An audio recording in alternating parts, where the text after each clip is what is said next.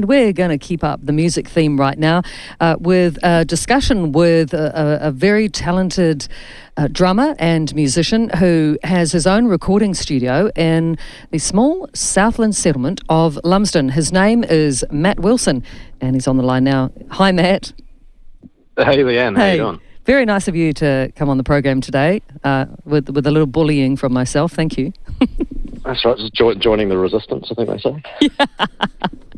Yeah, maybe we need to get you a T-shirt. Yes, you need to stand up with your fist held high. No. Well, there's no real resistance here on South Beat. It's all about fun, entertainment, music, and that's pretty much your life, right? That's what you do. It is. Tell us about how you so you came to Lumsden from New York City. How did that come about?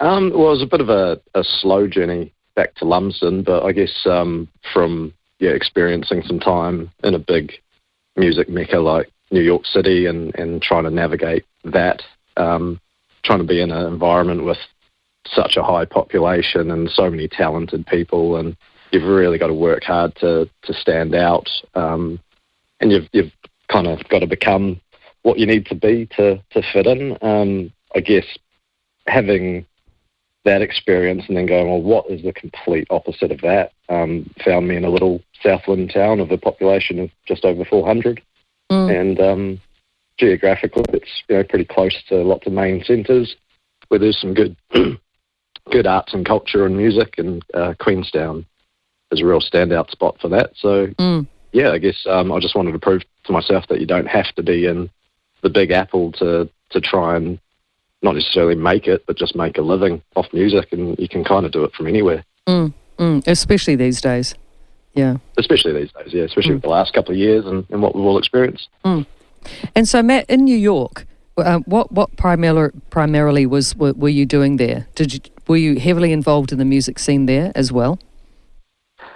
I was. So I was. There was a few years trying to navigate the immigration process. I don't know if I should really say this publicly, but I spent a lot of time just working, playing music with people on the streets and meeting them, playing in Central Park and on subway stations, and then that would ultimately take me into studios and jazz clubs and rock clubs, and it's just like anything. It's an industry which you can approach from an industry level or from a more of a social level, and it's just a matter of playing with people and meeting people through music and having a conversation with them through your music and your instrument, and that's really what led me to some of the experiences. And working in the studios was probably the highlight for me. So coming back to New Zealand, that was really something I wanted to focus on, was spending more time in the studio, both on the drum kit but also maybe behind the recording desk and from a production level, thinking about arranging music and just that whole creative process of putting a song idea into an actual arranged recorded track. So how long was the process of resettling from New York to Lumsden and getting the right space? Because did it take time to get accepted there and to obviously set up all your studio, etc.?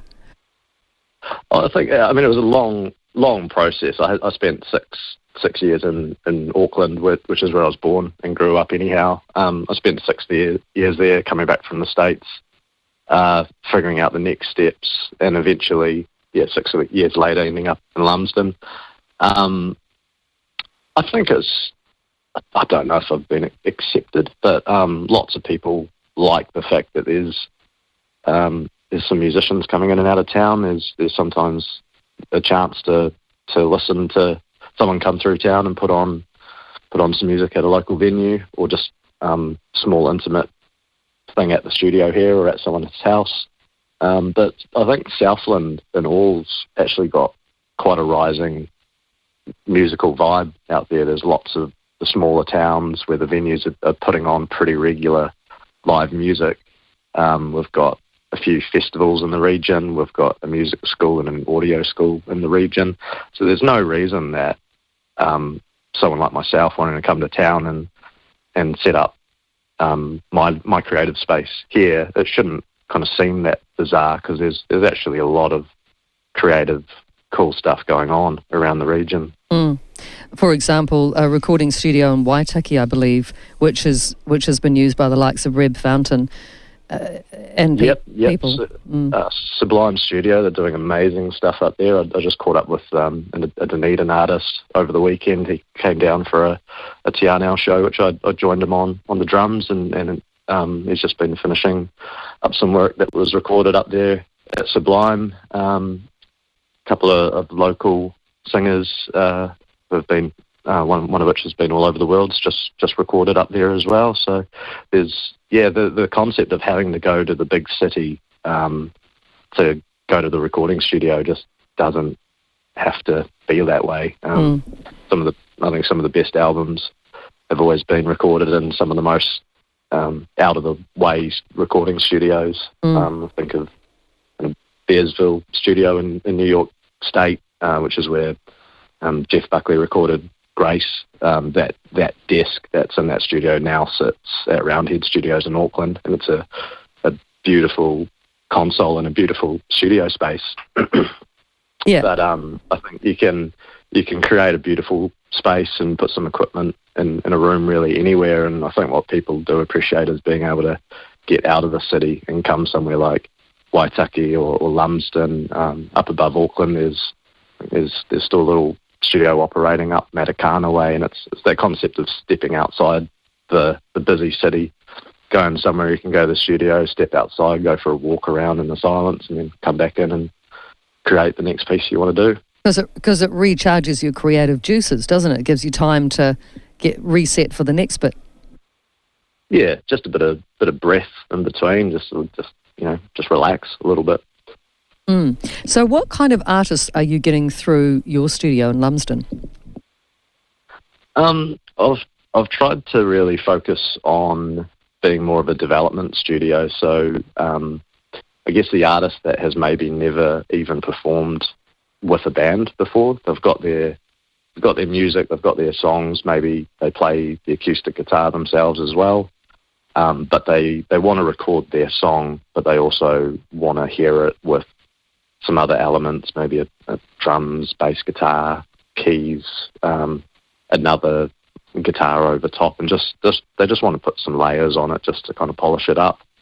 And I've tried to situate myself as a bit of a one-stop shop for that. A studio that you can show up to with just an idea, and because there's no strict schedule that we're sticking to, we can just take our time and turn it into something cool. It might take an afternoon, it might take a day, it might take, some people want to stay down here for a few days and just offload a few songs, show up with not too much of a plan and go away with a cool little concept of their music and what it could sound like. And then if it's kind of turned over the last 18 months into a bit more of a recording space for vocals or for guitars for people working with producers overseas. Obviously, all the travel restrictions has been really hard for people who are already working with producers over in other countries to get over there to do some of the studio work. So with the power of technology and the internet and how we're all used to using video chats and things like that and working remotely, I can quite easily sit here and have a singer based from Dunedin come to the studio here, but be patched through to a producer in Salt Lake City that they happen to be working on a track with. And I'm really there just pushing buttons, just connecting the recording room to his producing room on the other side of the world. But that just kind of shows that you just need a bit of a creative space, a few microphones, and a bit of know-how just to bring that together. It's not cheap, I imagine, setting up something like this. It's not. I mean, it's a slow process. I think if you design a recording studio and create a list of all the things you want to make that audio flow that you want, you could write the most amazing wish list And I've been privileged to work in some amazing studios with just some amazing vintage gear, and it all is just I want that too. Realistically, it's a matter of just finding the tools that work for you.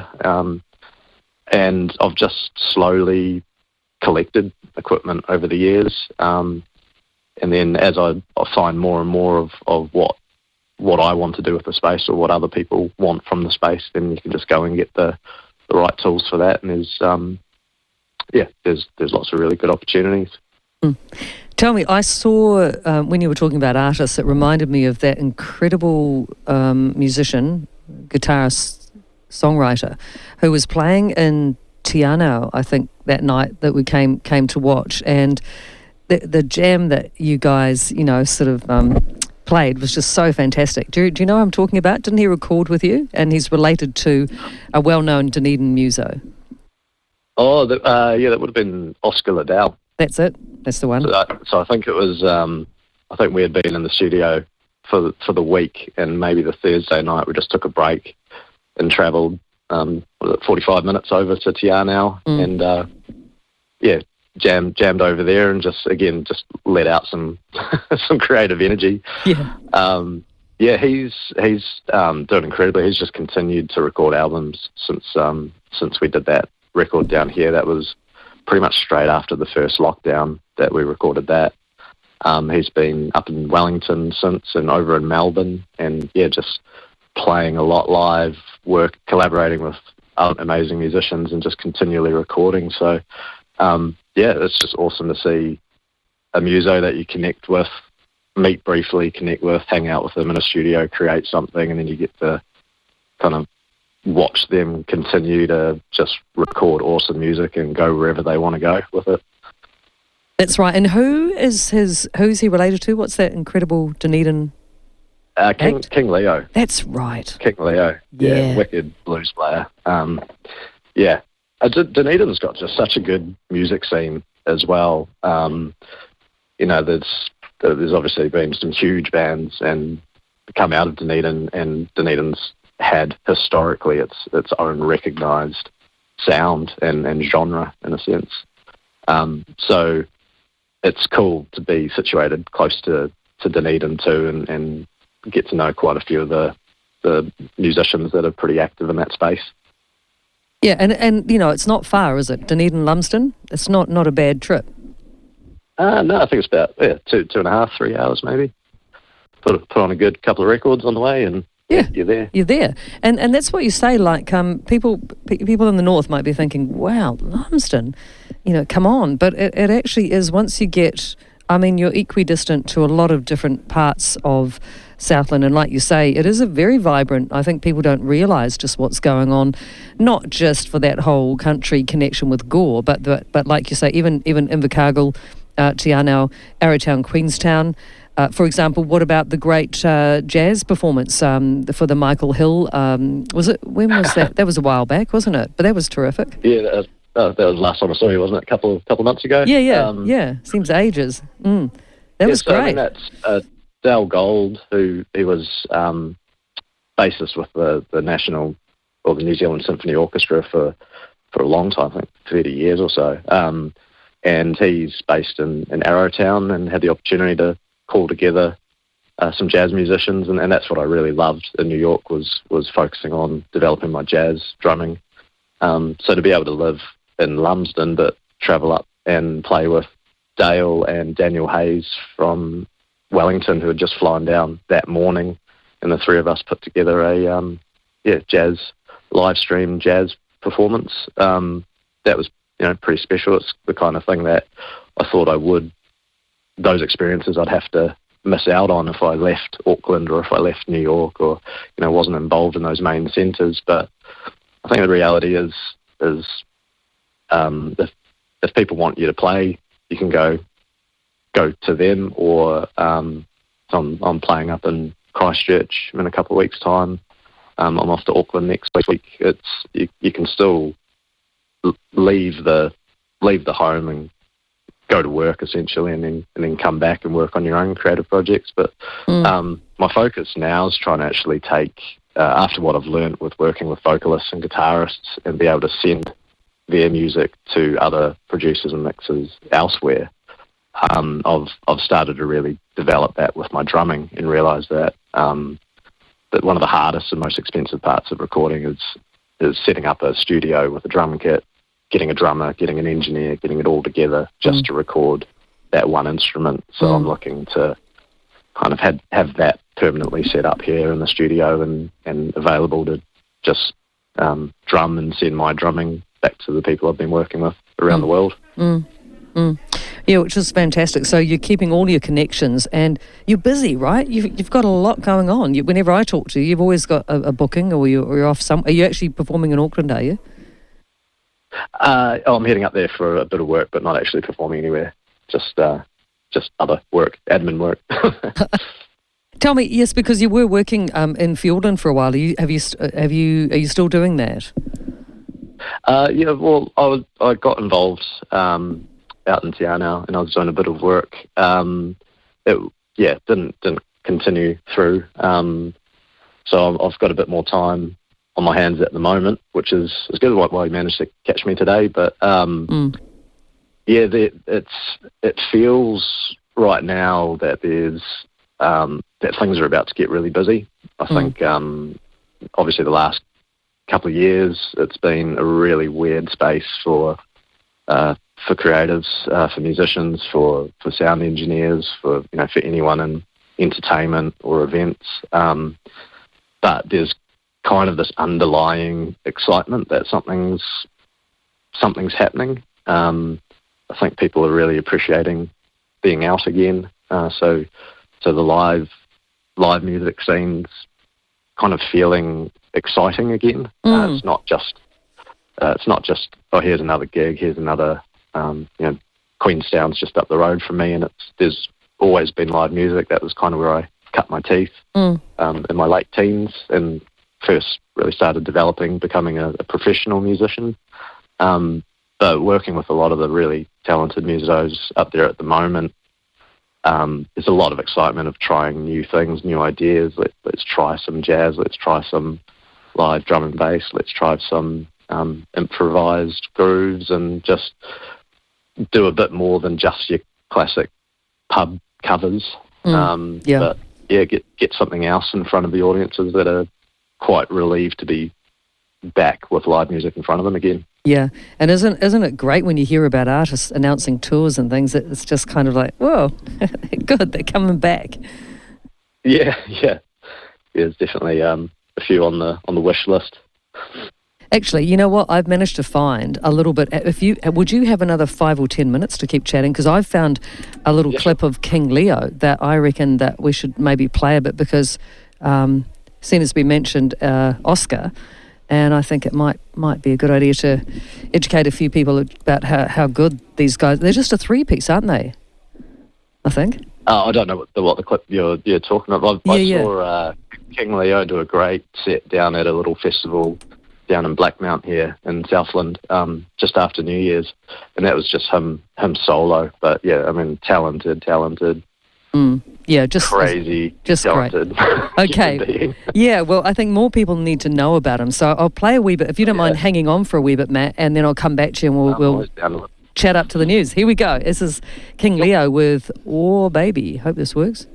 Yeah, that is King Leo, recorded live at the Stadium Bar in Dunedin 2012. How good was that, Matt? That's so good. Yeah. I haven't heard. I had neither. I just randomly thought, oh yeah, good title. Let's roll this. And it's interesting, people have written on this site, how is this dude not more famous nationally? I mean, yeah. I mean, I guess there is a niche group that know him, but it should be way more widespread, shouldn't it? Yeah, I guess there's the hardest thing with music in any case is just how to get it out there nowadays. I mean, there's so many platforms to put music out. Just this morning, I was on the phone to a friend of mine he's over in Mexico and about to go do a little tour through California, and we're just working on some final mixes of a track that was recorded, I think over a year ago, maybe 18 months ago. Yeah. And there's no rush to get it released. It's still getting mixed. It's being worked on over with a great producer over in Sydney. But it's just that how to navigate, how to release it, and you can put it out there. You've kind of got to back it up with some promotion and some video, and it's all of that side of it, which the good thing is we can do that as artists now. You don't need the record label necessarily to go do those things.